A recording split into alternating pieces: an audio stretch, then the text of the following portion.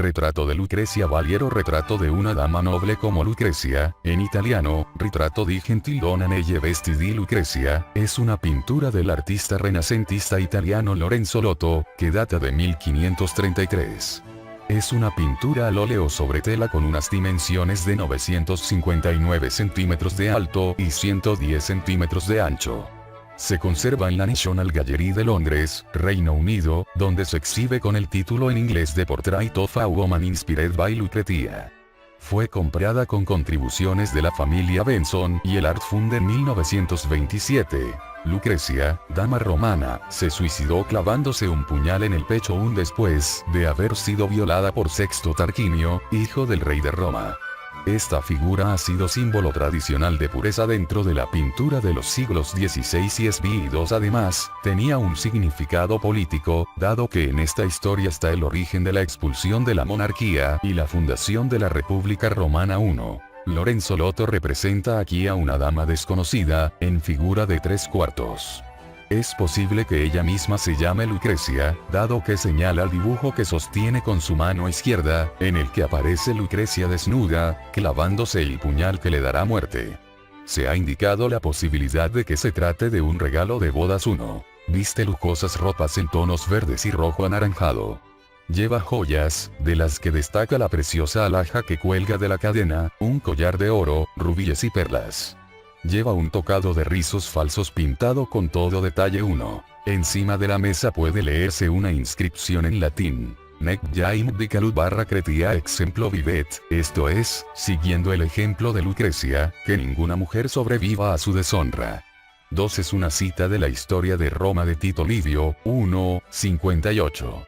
Delante de este papel hay un ramillete de claveles, lo que, junto al anillo de boda que tiene, contribuiría a la idea de que la muchacha va a contraer matrimonio. 1. El rostro recuerda a las obras de Giorgione. El colorido de la pintura está influido por la obra de Tiziano, con el contraste entre los hombros blancos y el intenso colorido de las ropas. Lotto consigue captar los reflejos de la joya que lleva la joven de tal manera que no tiene parangón en la escuela veneciana del siglo XVI. 2. La figura está situada en un interior sin más detalle.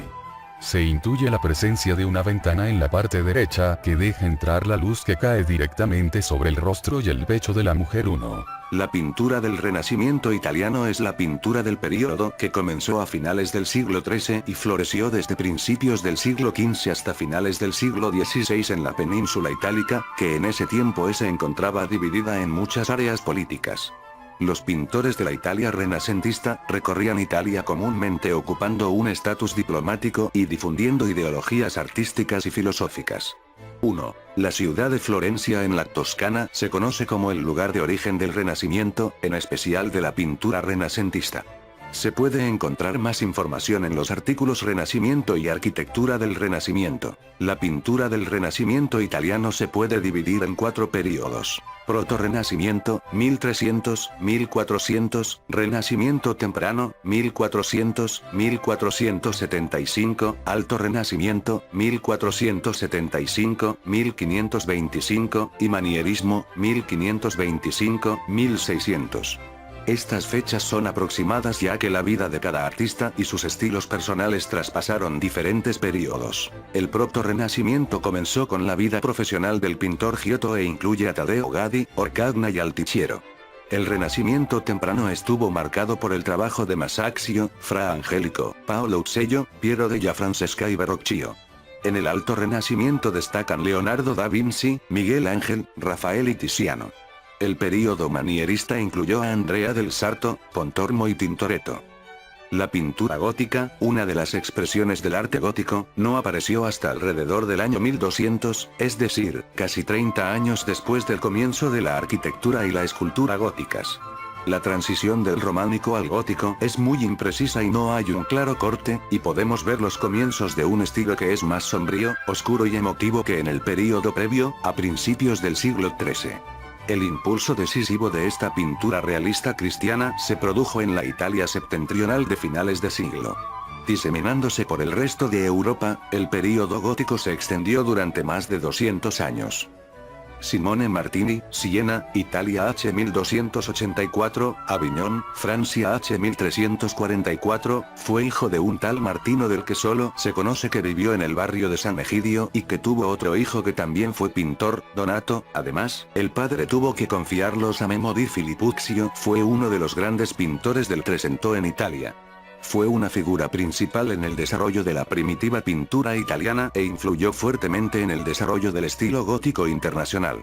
Se enmarca en la escuela sienesa, a la que pertenecieron también los grandes pintores Duccio di Buoninsegna, Lippo Memmi y los hermanos Pietro y Ambrogio Lorenzetti. Fue el más reputado maestro entre los pintores del Trecento en el dominio del color. Elementos esenciales de su estética son su gusto por la línea y la caligrafía admirable de los miniaturistas de la Escuela de Miniaturistas de París. La pintura fue el arte favorito de la ciudad de Siena, cuya escuela de pintores rivalizaba con la de Florencia. Durante los primeros años del siglo XIV, mediante una manera de pintar inspirada en los modelos y la técnica de la maniera greca, diferenciada, por tanto, de Giotto y la escuela florentina, los pintores de Siena lograron formular también el tema del espacio pictórico. El estilo de la escuela sienesa y de Simone Martini se manifestó en el amaneramiento y la estilización de las figuras, así como en el uso de los fondos ornamentales dorados y de una gama de color subjetiva que proporcionan una notable expresividad lírica a las composiciones.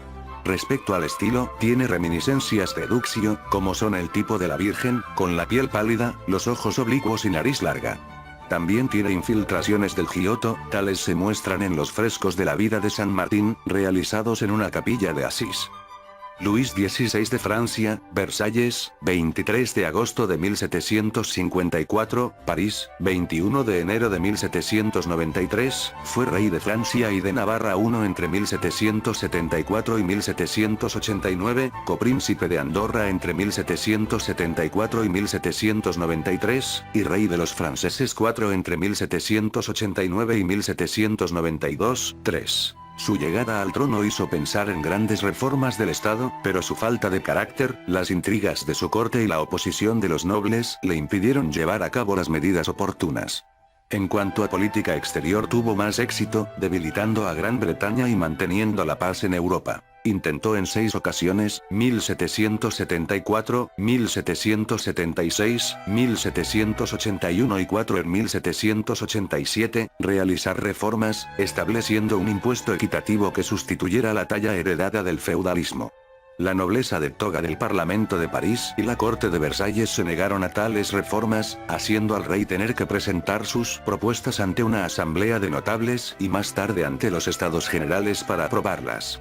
En los Estados Generales de 1789, el tercer estado, al que no se le concedió el voto por persona que solicitaba, se autoproclamó Asamblea Nacional, jurando no disolverse hasta dar una constitución a Francia. El rey cedió ante la asamblea, viéndose obligado más tarde a trasladarse al parisino Palacio de las Tullerías. Debido a su desacuerdo con las leyes y reformas, como la confiscación de bienes de la iglesia y la constitución civil del clero, viendo lo rebajada que había quedado su autoridad, adoptó una doble actitud, aparentando en público estar de acuerdo con la asamblea y conspirando en privado en contra de ella, para eliminar a los revolucionarios del poder. El rey decidió fugarse para unirse a un ejército afín, pero fue detenido en Varennes en Argonne, llevado de vuelta a París y suspendido de sus funciones. A pesar de que hubo un movimiento republicano que exigió que el rey fuera castigado, el monarca firmó la Constitución de 1791 y fue repuesto en sus funciones. En un asalto a las Tullerías, el 10 de agosto fue arrestado, arresto motivado por su negativa a enviar soldados a luchar contra Austria y Prusia, 6 puesto a disposición de la Convención Nacional, en sustitución de la Asamblea Legislativa Constitucional, y procesado. Fue guillotinado el 21 de enero de 1793. Listo, ojalá les guste y si no pues ya que...